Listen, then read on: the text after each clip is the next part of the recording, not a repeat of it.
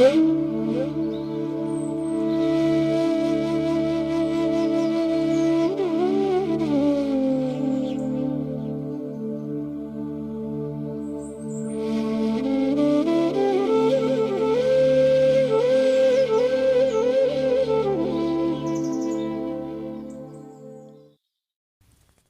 নিরঞ্জনং নিত্যমনন্তরূপং ভক্তানুকম্পাধৃতবিগ্রহং বৈ ঈশাবতারং পরমেশমিডিয়ং তং রামকৃষ্ণং শিরসা নমামি। নমস্কার। শ্রী শ্রী ঠাকুর, শ্রী শ্রী মা এবং স্বামীজি মহারাজের রাতুল চরণে ভুলুণ্ঠিত প্রণাম জানাই। প্রাণারাম বাংলা ইউটিউব চ্যানেলে সম্প্রচারিত সৎকথায় প্রতিদিনের মনন এই ধারাবাহিক অনুধ্যানে আমরা আস্তে আস্তে 1000তম পর্বের দিকে এগিয়ে যাচ্ছি এবং সেই উপলক্ষে বিশেষ অনুষ্ঠানের যে বিন্যাস করার জন্য আমরা একটু সময় নিচ্ছি, তারপরেই আপনাদের জানানো হবে এবং আপনারা প্রবেশপত্র সংগ্রহ করে সেই অনুষ্ঠানে আসবেন, এই ইচ্ছা রইল। আর প্রসঙ্গত বলে রাখা যে আমাদের এই শীতকালীন সেবা পূজা তো শুরু হয়ে গেছে, আপনারা জানেন। ইতিমধ্যেই প্রায় আমরা 200 মানুষেরও বেশি মানুষকে চেষ্টা করেছি শীত বস্ত্র প্রদান করার জন্য, মাফলার প্রদান করার জন্য, তাদের মুখে একটু হাসি ফোটানোর জন্য। আসন্ন স্বামী বিবেকানন্দের জন্মতিথি এবং যুব দিবস উপলক্ষেও আমাদের কিছু সেবা পূজা থাকবে। আপনারা আমাদের সাথে সহযোগিতার হাত বাড়িয়ে দেবেন, তাহলে আমরা সেটি সুচারুরূপে সম্পন্ন করতে পারব। আমরা আজকে ভগবান শ্রীরামকৃষ্ণ পরমহংসদেবের সান্নিধ্যে আসা কয়েকজন ব্যক্তিগত মানুষের কথা ছোট ছোট করে স্মরণ করে নেব। আপনারা জানেন যে ঠাকুরের সান্নিধ্যে বা ঠাকুরকে একবারও দর্শন করেছিলেন, তার কৃপায় জীবনে পরিবর্তন হয়েছিল, এরকম মানুষের সংখ্যা নেহাতি কম নয়। কিন্তু তারই মধ্যে আমরা কয়েকজনের কথা পাই কথামৃতে, যাদের সম্পর্কে আমাদের জানতে খুব ইচ্ছা করে। সেই কয়েকজনের কথাই আমরা আজকে স্মরণ করব। সকলের তো একসাথে সম্ভব নয়। একটি অসাধারণ গ্রন্থ রয়েছে, শ্রী শ্রী রামকৃষ্ণ সংস্পর্শে নির্মল কুমার রায় রচিত। সেই গ্রন্থের আলোকেই আমাদের আজকের এই স্মরণ এবং মনন। আমরা কথামৃতে দমদম মাস্টারের কথা পাই। ঠাকুর শ্রী রামকৃষ্ণদেবের স্নেহধন্য শিক্ষক ছিলেন যজ্ঞেশ্বর চন্দ্র ঘোষ। দমদমের একটা বিদ্যালয়ে তিনি শিক্ষকতা করতেন বলে সাধারণত তাকে দমদম মাস্টার নামেই বলা হতো। তার বাড়ি ছিল বাঁকুড়া জেলার কাটিকা গ্রামে। এই যজ্ঞেশ্বর দক্ষিণেশ্বরে নিয়মিত যাতায়াত করতেন এবং ঠাকুরও তাকে খুব স্নেহ করতেন। একবার ঠাকুরের মুখে তিনি শোনেন যে দেবস্থানে গেলে অন্তত 1 পয়সার বাতাসাও সঙ্গে নিয়ে যেতে হয়। এরপর একদিন অল্প বেতনের সেই শিক্ষক যজ্ঞেশ্বর সত্যিই 1 পয়সার বাতাসা নিয়ে ঠাকুরের কাছে উপস্থিত হলে ঠাকুর নানানবিধ উৎকৃষ্ট খাবার ছেড়ে দিয়ে ওই দরিদ্র যজ্ঞেশ্বরের সেই বাতাসাই পরম তৃপ্তি সহকারে আহার করে তাকে কৃতার্থ করেন। পরে সবসময় যজ্ঞেশ্বর ঠাকুরের জন্য 1 পয়সার বাতাসা নিয়ে যেতেন। এবং এই প্রসঙ্গে উল্লেখ করা যায় যে ঠাকুরের দেহরক্ষার পর এই যজ্ঞেশ্বর বরানগর মঠে ঠাকুরের ত্যাগী সন্তানদের কাছেও অনেক সময় থাকতেন। মাস্টারির চাকরি চলে যাওয়ার পর তিনি স্ত্রী এবং 3টি পুত্র নিয়ে প্রথম অবস্থায় খুব অসুবিধের মধ্যে পড়েন, কিন্তু ঠাকুরের কৃপায় পরে বরানগরের একটি বিধবা আশ্রমের অধ্যক্ষ রূপে নিযুক্ত হয়ে বিশেষ সুনাম এবং অর্থ উপার্জন করেন। অবশেষে সেই কাজও তিনি স্বেচ্ছায় ত্যাগ করেন এবং আলমবাজার মঠের কাছে একটি ভাড়া বাড়িতে বাস করতেন আর মঠে এসে নিঃস্বার্থভাবে সকলের সেবা করতেন এবং প্রয়োজনীয় কার্য সেরে দিতেন এবং মঠে সকলের কাছেই তিনি খুব প্রিয় হয়ে উঠেছিলেন। অর্থাৎ এই একজন চরিত্রের কথা আমরা কিন্তু পাই যজ্ঞেশ্বর ভট্টাচার্য, যাকে কথাবৃতে আমরা পাচ্ছি দমদমের মাস্টার এই শিরোনামে। আমরা কথাবৃতে পাই ছোট নরেন, তিনিও ঠাকুরের কৃপাপ্রাপ্ত তরুণ ভক্ত ছিলেন। তার পুরো নাম ছিল নরেন্দ্রনাথ মিত্র। তিনি ছিলেন উত্তর কলকাতার তেলিপাড়ার বাসিন্দা এবং কথামৃত প্রণেতা মাস্টারমশাই মহেন্দ্রনাথ গুপ্তের বিদ্যালয়ের ছাত্র। এই মাস্টারমশাইয়ের প্রেরণাতেই ছাত্র জীবনে ঠাকুরের সঙ্গে ছোট নরেনের মিলন হয়। ঠাকুরের প্রধান ভক্ত বা ঠাকুরের ভাব শিষ্য আমরা বলি স্বামী বিবেকানন্দকে। তার নাম যেহেতু নরেন হওয়ায় ঠাকুর একই নামের এই ভক্তটিকে ছোট নরেন নামে নির্দেশ করতেন। ঠাকুরের প্রতি মহা আকর্ষণে ছোট নরেন ছেলেবেলা থেকে স্কুল পালিয়ে দক্ষিণেশ্বরে ঠাকুরের কাছে নিয়মিত যেতেন এবং ঠাকুরকে অত্যন্ত ভক্তি করতেন। বাড়ির ভয়কে উপেক্ষা করে তিনি একবার 3 রাত্রি দক্ষিণেশ্বরে ঠাকুরের কাছে বাস করেন এবং ঈশ্বর দর্শনের জন্য তিনি কান্নাকাটি পর্যন্ত করেছিলেন। ঠাকুর ছোট নরেনের এই জামা খুলে শরীর পরীক্ষা করে আধ্যাত্মিক ভাবের উন্নতি লক্ষ্য করেছিলেন এবং তাকে শুদ্ধাত্মা বলে নির্দেশ করেছিলেন। ছোট নরেনকে দেখবার জন্য ঠাকুর মাঝে মাঝে খুব অস্থির হতেন এবং তাকে দেখলে প্রায়ই তিনি সমাধিস্থ হয়ে পড়তেন। ঠাকুরের সংস্পর্শে আসার পর ছোট নরেনেরও মাঝে মাঝে ভাব সমাধি হতো। একবার ঠাকুর তাকে স্পর্শ দ্বারা কৃপা করেন এবং তিনিও তৎক্ষণাৎ নিরাকারের ধ্যানে সমাধিস্থ হন। তার প্রতি ঠাকুরের এমন উচ্চ ধারণা ছিল যে অন্যান্য ভক্তদের তিনি ছোট নরেনের সঙ্গে আলাপ করতে বলতেন এবং ছোট নরেনকে খাওয়ালে নারায়ণ সেবা হবে বলে ঠাকুর মন্তব্য করেছিলেন। এই ছোট নরেনের তেলিপাড়ার বাড়িতেও ঠাকুরের শুভাগমন হয়েছিল। পরবর্তীকালে বিবাহ করার পর ছোট নরেন যখন কাশীপুরে অসুস্থ শ্রীরামকৃষ্ণের কাছে দেখা করতে যান, তখন ঠাকুর শোকার্তের ন্যায় তার চিবুক ধরে কাঁদতে কাঁদতে তাকে উপদেশ দিয়েছিলেন, ঈশ্বরকে ভুলে যেন একেবারে সংসারে ডুবে যাসনি। এখানে স্মরণ করা যায় যে সেই ছোট নরেনের দাম্পত্য জীবন তেমন সুখকর হয়নি এবং তিনি ওকালতি করলেও তেমন অর্থাকাম হয়নি, কিন্তু তিনি পরবর্তীকালে রামকৃষ্ণ মিশনের সঙ্গে ঘনিষ্ঠভাবে যুক্ত ছিলেন এবং আইন বিষয়ক উপদেষ্টাও ছিলেন। আর একজন চরিত্র আমরা পাই যার নাম ছোট গোপাল। ঠাকুর শ্রী রামকৃষ্ণদেবের কৃপাপ্রাপ্ত তরুণ ভক্ত এবং বিশিষ্ট সেবক ছিলেন এই ছোট গোপাল।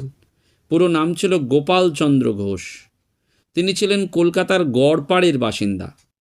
ঠাকুরের কয়েকজন গোপাল নামের ভক্ত থাকার কারণে ঠাকুর তাকে ছোট গোপাল বলে ডাকতেন। আর মাঝে মাঝে তিনি হঠাৎ বা হুট করে কোথাও চলেও যেতেন, আবার হুট করে এসে হাজিরও হতেন, তাই ঠাকুর তাকে হুটকো গোপাল বলেও ডাকতেন। এই ছোট গোপাল বা হুটকো গোপাল ঠাকুরের আকর্ষণে প্রায়ই দক্ষিণেশ্বরে তার সঙ্গে মিলিত হতেন এবং মাঝে মাঝে সেখানে রাত্রিবাসও করতেন। সুযোগ পেলেই তিনি ঠাকুরের যথাসাধ্য সেবা করতেন এবং ঠাকুরের সঙ্গে মাঝে মাঝে ভক্তদের বাড়িতেও যেতেন। তিনি ঠাকুরের কাছ থেকে বিশেষ কৃপা লাভ করেন এবং ঠাকুরকে গুরুরূপেও বরণ করেছিলেন। শেষ দিন অবধি তিনি কাশীপুরের অসুস্থ ঠাকুরকে প্রাণ ঢালা সেবা করেছিলেন। ছোট গোপালের সন্ন্যাস গ্রহণের ইচ্ছা থাকলেও তাঁর 2টি অল্পবয়স্ক ভাই এবং বিধবা মায়ের ভরণ পোষণের ভার তাঁর ওপর থাকায় সেই সময় তাঁর সন্ন্যাস গ্রহণ করা সম্ভব হয়নি। ঠাকুরের দেহরক্ষার পর কাশীপুর ছেড়ে বরানগরে যে বাড়িতে ভক্তরা বাস করবার জন্য ভাড়া করেন, সেখানে ঠাকুরের গদি এবং জিনিসপত্র নিয়ে ছোট গোপালও চলে আসেন এবং ঠাকুরের ত্যাগী সন্তানদের সঙ্গে সেখানে বাস করতে শুরু করেছিলেন।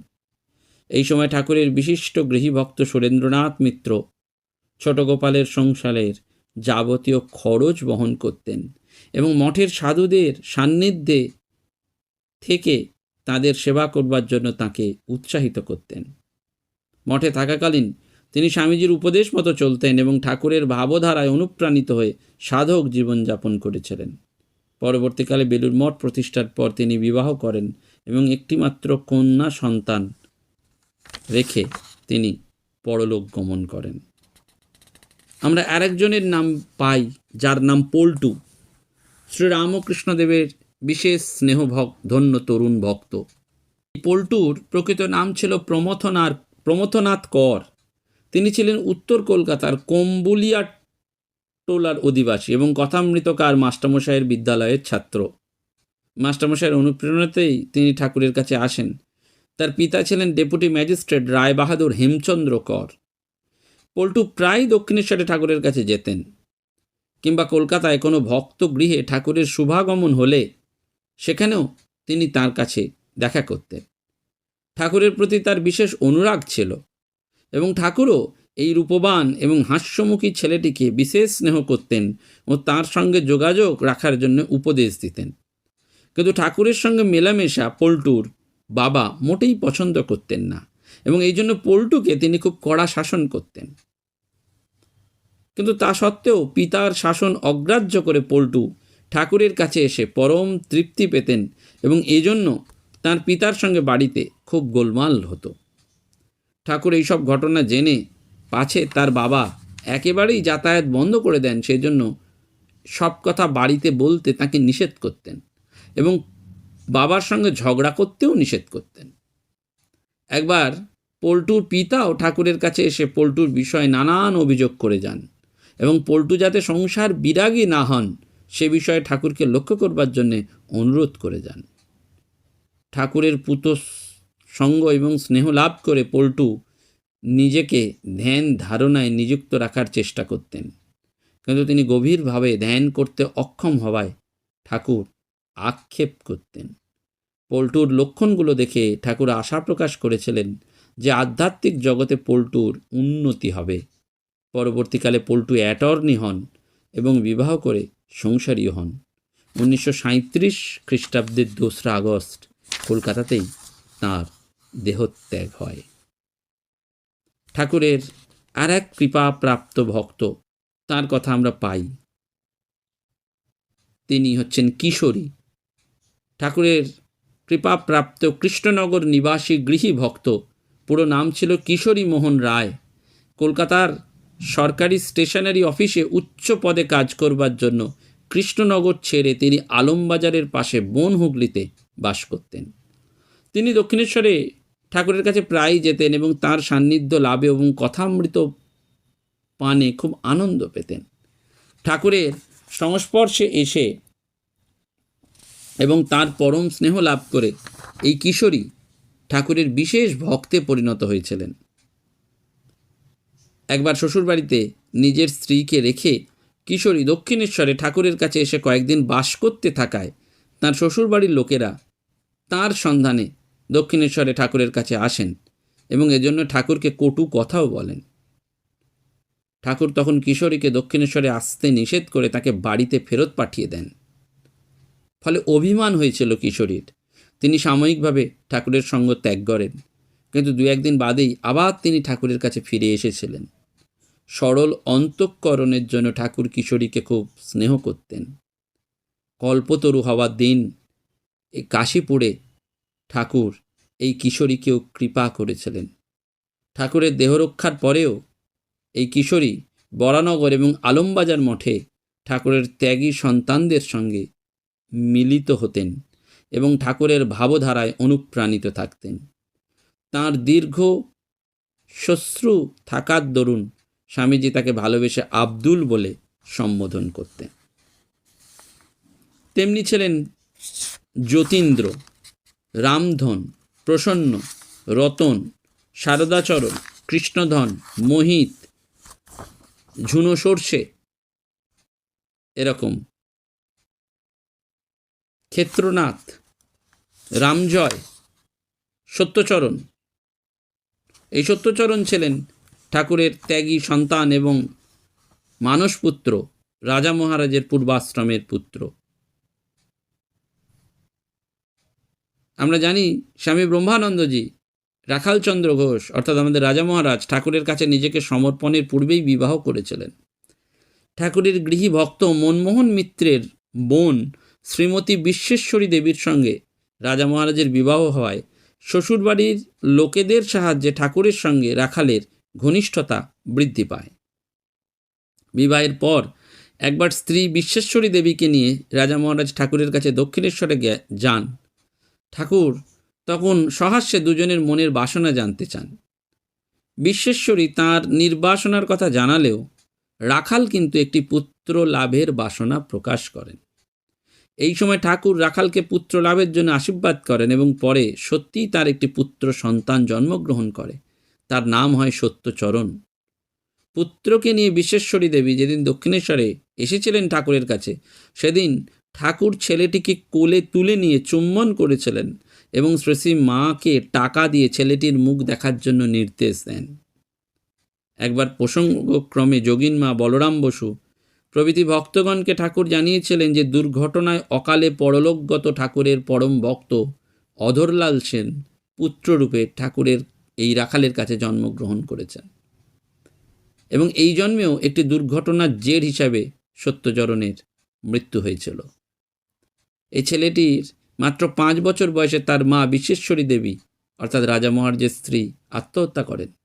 ঠাকুরের ত্যাগী সন্তানগণ ছেলেটিকে বিশেষ স্নেহ করতেন এবং তাকে দেখাশোনাও করতেন। শশী মহারাজ বরানগর মঠে কিছুদিন তাকে রেখে নিজের কাছে লেখাপড়াও শেখাতেন। এমনকি ভবিষ্যতে ছেলেটি বড় হলে তাকে মঠে এনে সাধু করার ইচ্ছাও স্বামীজির কাছে পোষণ করতেন। কিন্তু দুর্ভাগ্যবশত কিশোর অবস্থাতেই একবার খেলা করবার সময় মাটিতে পুঁতে রাখা একটি খুঁটির ওপর অসাবধানতাবশত পড়ে গিয়ে এই সত্যচরণের বুকে দারুণ আঘাত লাগে এবং তার ফলে তার হৃদরোগ হয়। চিকিৎসার জন্য রাজা মহারাজের মাতুলালয়ে কাঁসারি পাড়ায় সেনেদের বাড়িতে তাকে রাখা হয় এবং এই সময় রাজা মহারাজ প্রতিদিন সেনদের বাড়ি গিয়ে সন্তানটিকে দেখে আসতেন। যদিও তিনি কোনো রকম বাহ্যিক ভাব প্রকাশ করতেন না, কিন্তু তার মন খুব চঞ্চল হয়ে থাকত এবং তার মন সেই সময় চঞ্চল হয়ে থাকত। প্রায় 2 বছর রোগভোগের পর মাত্র 10 বছর বয়সে এই ছেলেটি অর্থাৎ সত্যচরণ দেহত্যাগ করেন এবং রাজা মহারাজ মনে খুব ব্যথিত হন। এরপর তিনি তার জন্মভূমি, বৈমাত্রেয় ভাই বা আত্মীয় স্বজনের কোনো উল্লেখ করতেন না এবং তাদের সকলের সাথে সংস্রব ত্যাগ করেন।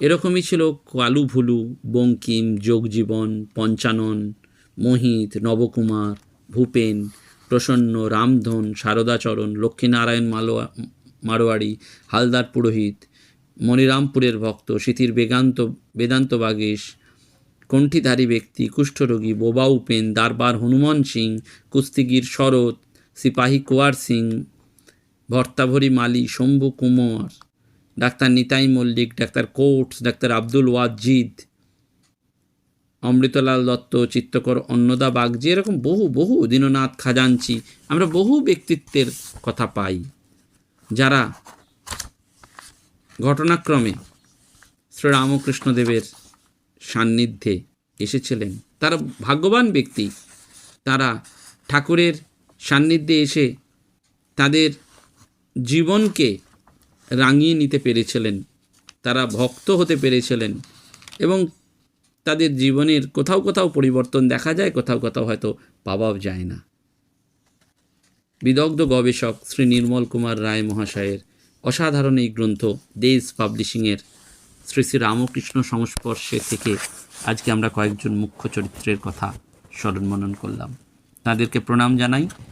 আবারও পুনরায় আপনাদের কাছে সেবা কাজের জন্য আমাদের ভিক্ষার ঝুলি প্রসারিত করছি এবং আপনাদের কাছে 1000তম পর্বের সুচারুরূপে অনুষ্ঠান সম্পন্ন হওয়ার জন্য 1000তম পর্বকে কেন্দ্র করে উৎসর্গ হবে, একটু কয়েকদিন বাদেই হয়তো হবে, আপনারা সময় পাবেন, কিন্তু সেখানেও আপনাদের যোগদানের জন্য অধীর আগ্রহে আমরা অপেক্ষা করলাম। নমস্কার, ধন্যবাদ। প্রাণারাম প্রাণারাম প্রাণারাম প্রাণারাম প্রাণারাম প্রাণারাম কি যেন লুকানো নামে তাই মিষ্ট এত তব নাম প্রাণারাম প্রাণারাম প্রাণারাম প্রাণারাম প্রাণারাম